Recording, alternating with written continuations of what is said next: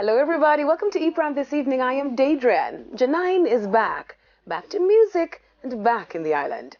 The reggae revival songstress who returned to the scene last month following her spiritual journey in Tanzania, her home for the past 3 years, is back in Jamaica. ePrime had a sit down with the songstress who spoke about working on her upcoming album. For this summer, we're releasing music. We'll be consistently releasing music over the course of the next 4 or 5 months.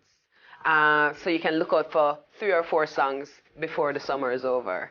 And we'll be releasing an EP with those songs in preparation for the album that will be dropping, in Q1 of next year. Jah9, who recently had her first performance in London at City Splash, mentioned her fears around how fans would react to her music.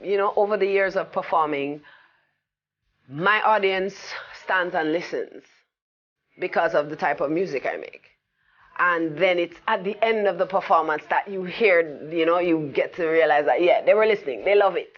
So having not been on stage for a while, I went on and I saw, and it was like everybody was kind of just soaking it in. But it was only after the first song and to see them respond, that's when I was like, oh yes, I remember. They like it. It's okay. So it took a little getting used to, being in front of people at that level again. But in terms of being on stage and performing, that is always going to be easy.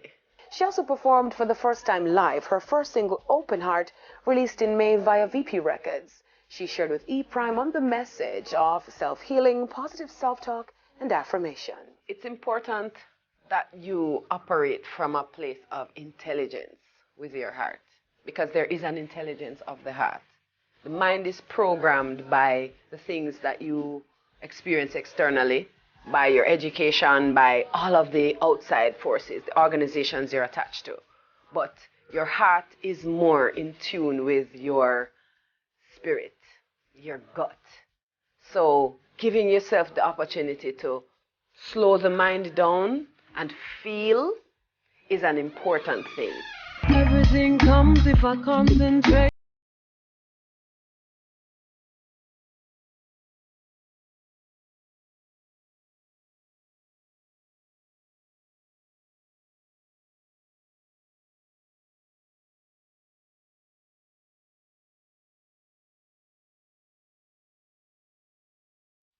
Now, Jay-Z goes 7 for 7. The Forbes named billionaire on Wednesday received a $7 million payday for the 7-year-long legal battle with luxury fragrance brand Parlux. According to reports by TMZ, Jay-Z was sent a whopping $7,259,061.31 from the company after they lost a lawsuit filed back in January of 2016. The fragrance brand claimed that the music mogul didn't live up to the promotional obligations for the cologne Gold Jay-Z. According to reports, a jury ruled in favor of Jay-Z. Parlux filed an appeal for which they lost and was ordered by the courts to pay $6.8 million plus interest. That's it for ePrime this evening.